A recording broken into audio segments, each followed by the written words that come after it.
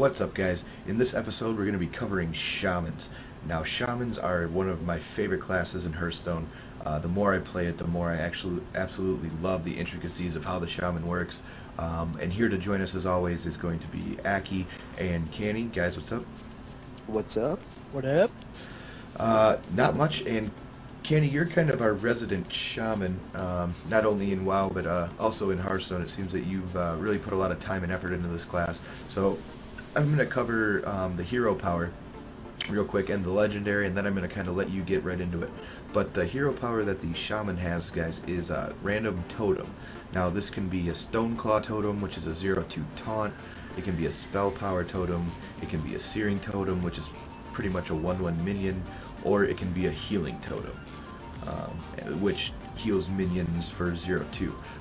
And these are really the main totems that you can get, and it's random how you get them. You cannot choose. And then the legendary is Akky the Windlord, and Akky, pretty much what Blizzard did for this guy is they gave him every ability and put it on his card. So he has Wind Fury, Charge, Divine Shield, and Taunt. It is pretty much, they said, how can this guy be cool? Who cares? We got to get the game out tomorrow. Let's just give him everything. That's pretty much how I feel like Blizzard did this card. But you know, some people say it's really strong. Some people don't like it at all. But Cani, I'm going to turn it over to you. But before I do, I want to go into some of these strengths and weaknesses versus shamans that me and Akky have come against. Akky, go ahead and cover some of the strengths that you've seen that shamans can really pull out that you've seen when you've encountered them in game. Fire elemental wins games. It's true. What is it is literally the best 6-cost card in the game. There is. The only arguable one is the Argent Commander, but I still think Fire Elemental's better. Yeah, it's pretty disgusting. It's so strong. I would tend to agree. Yeah. I'll let Kenny kind of cover what the Fire Elemental does, but yeah, Fire Elemental, cheap costing like cards, which are not really cheap, but you know, again, Kenny will explain sort of how that works.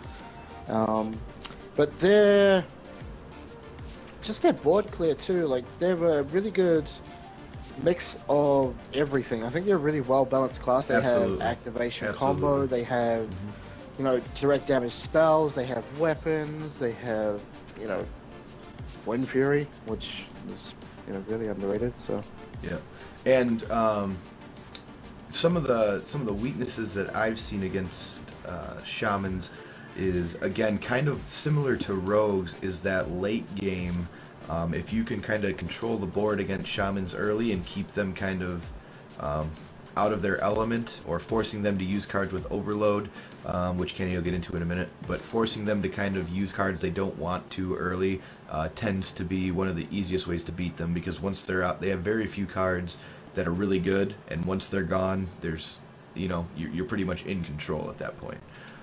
That would be kind of some of the best ways I've seen to beat them, or spell power decks.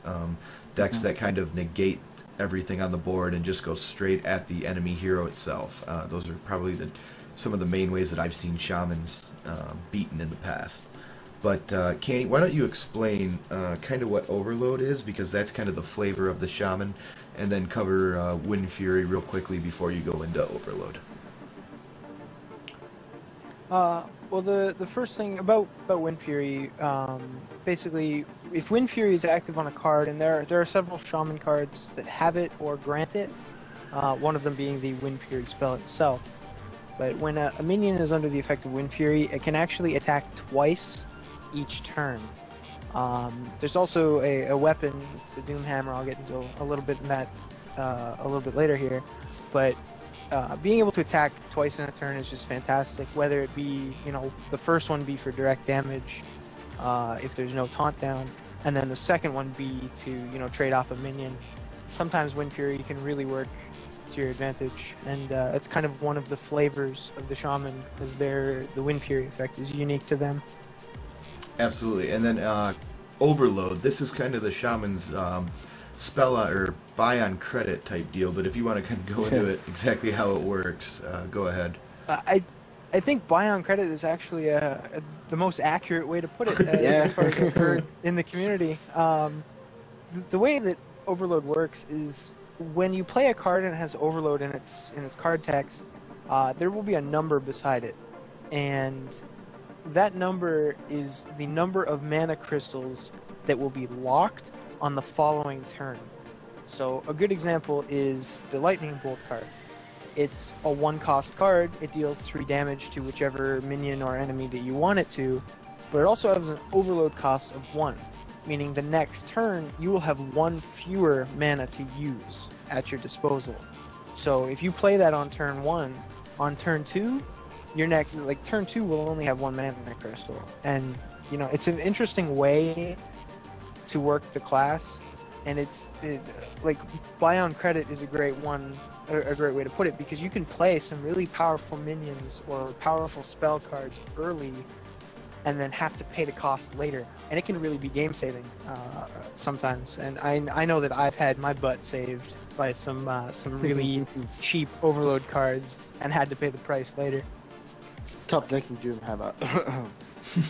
Oh, yeah. So yeah, Oh, yeah. so while we're on Doomhammer, I know you wanted to cover that in particular. So let's kind of start there, and then after you cover kind of weapons, what are some of the play styles that shamans really have to deal with?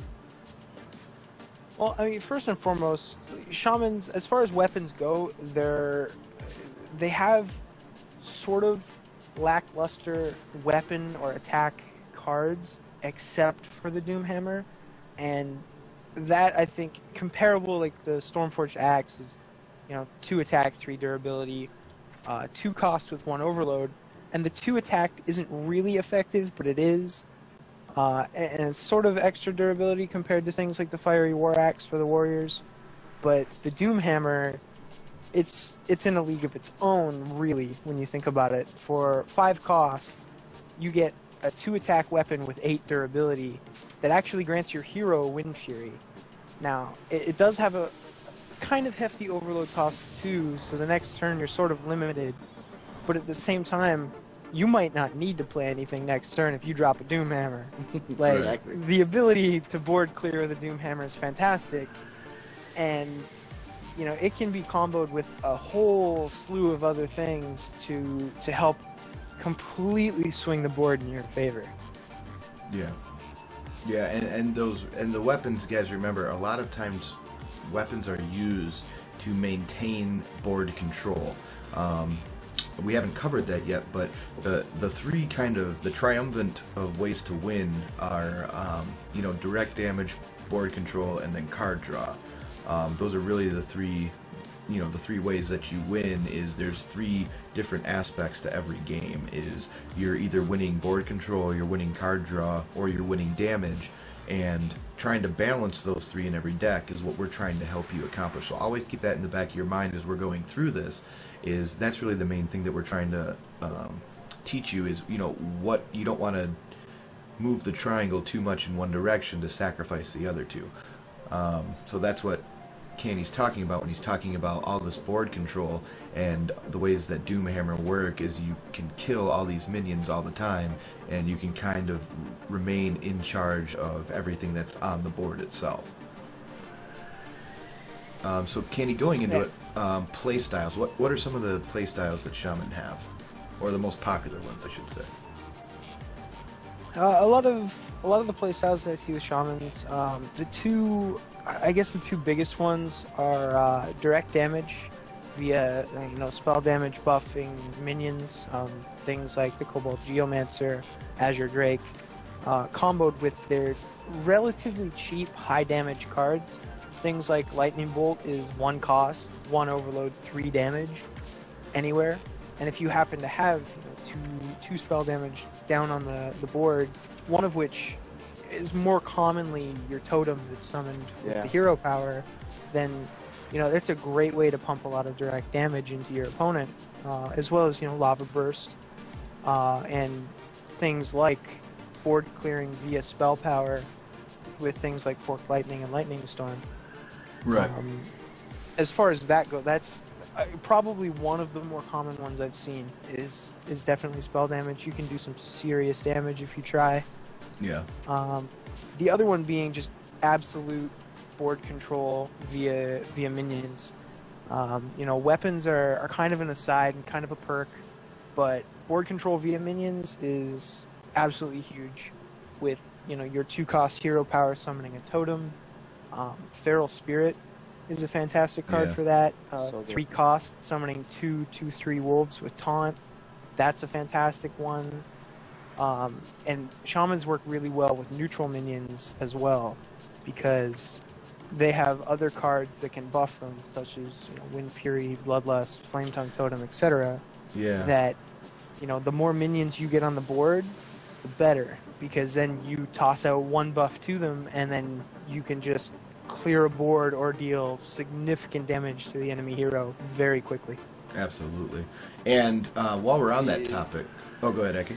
So there's also the all-in style, where your aim is to sort of just flood the board with little cheap cost minions or totems, and then hit Bloodlust and win the game.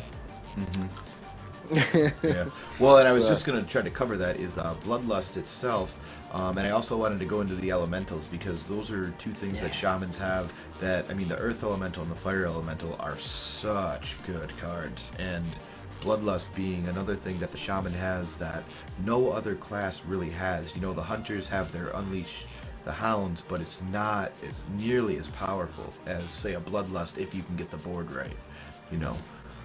So what are the Earth Elemental, Fire Elemental, Unbound Elemental? What is the deal with these elemental cards that shamans have, and what makes them kind of so special, Cani? Well, as Akky mentioned earlier, one of the strongest cards in the Shaman arsenal is the Fire Elemental.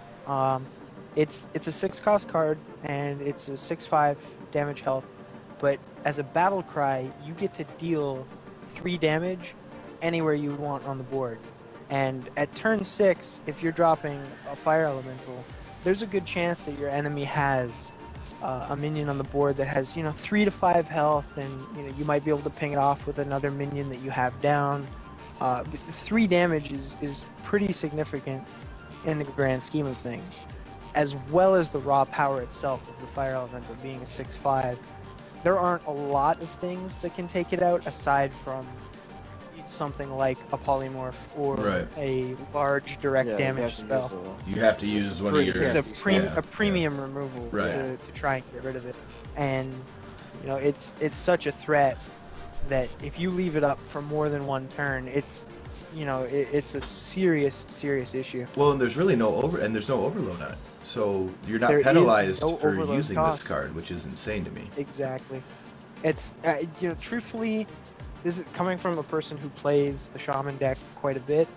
I believe that either the cost should be raised to the Fire Elemental to 7, or it should come with a 1 to 2 overload on it, just because of the raw power that it has. I think the one overload would suit it nicely. It just to be able to kind of throttle back what you can do the next turn. Yeah. Truthfully, because it is a lot of damage potential in that little elemental. Yeah. It's essentially a 9/5 minion for 6, basically. And an Earth Elemental too. Now this one has a hefty overload price, but 7/8 with a taunt. My God, in turn 5. I mean, Jesus. Oh, it's totally nasty. I've had games where I've been able to coin an Earth Elemental on turn 4 using the coin to grant me an extra mana crystal. Drop my Earth Elemental on turn 4, and people have left the game because they don't want to deal with it. It's happened to me twice. Wow. Now, Earth Elemental, being a 7/8 on turn 5 is that's beefy enough as it is. Right. That's why it has a 3 overload cost for your following turn. Right. But to have a taunt as well is just insane. The control and the threat that Earth Elemental places on the board is just fantastic. Yeah. So good. Now quickly, because I mean, the more we talk about this, the more I just love this class. But let's look at other, kind of flavor cards that they have. They have Hex, so it's practically a polymorph for 1 cost less, but it does make it a 0/1 with a taunt instead of just a 1/1. And then you also have Mana Tide Totem. So if you can protect that guy, I mean, Jesus. Like, I mean, You you get a lot of value. I think you did that against me one game, didn't you, Kenny? Where it was out for 5 or 6 turns. I think I had a mana tide down for 5 turns. Yeah. So you got And 5 cards out of it, which is it's insane. even to get one and draw the attention of a minion is Right. fantastic for 3 cost, you know, or something like a premium removal. And you know, when we say premium removal, something like a hex or a polymorph, an assassinate, things like that. yeah. You know, to draw that attention in, because you never want to give your opponent cards. So if somebody sees me drop a mana tide totem down, they're gonna want to get rid of it as soon as possible. You pretty So much assume they're gonna focus it. So Yeah, and I mean it's also a great way. I've used it to divert threat from other creatures as well, because you know I'll plan on using them later. The Wind Speaker is a card that is something I've comboed with quite a few God, times. yeah. You know, having a mediocre minion down and then putting a Wind Speaker down the next turn and granting it Wind Fury is fantastic. So, you know, using things like Mana Tide as a diversion as well are also, you know, acceptable tactics. You can really draw out an enemy's cards by playing some of these higher threats. Right. Well, yeah, guys, I'm pretty sure we covered that pretty well. I don't think there's anything else, unless, Akky, do you have anything else? No, I think we pretty much covered everything about it. Cani, anything else? Right, that was about it. Alright guys, well I hope you guys enjoyed this one, and as always, if you do have any questions or any other cool, interesting playstyles that you've come up with for Shaman, leave us that information in the comments below. Let us know what you thought of the video, etc. And thank you for watching, and as always, we will see you in the next one.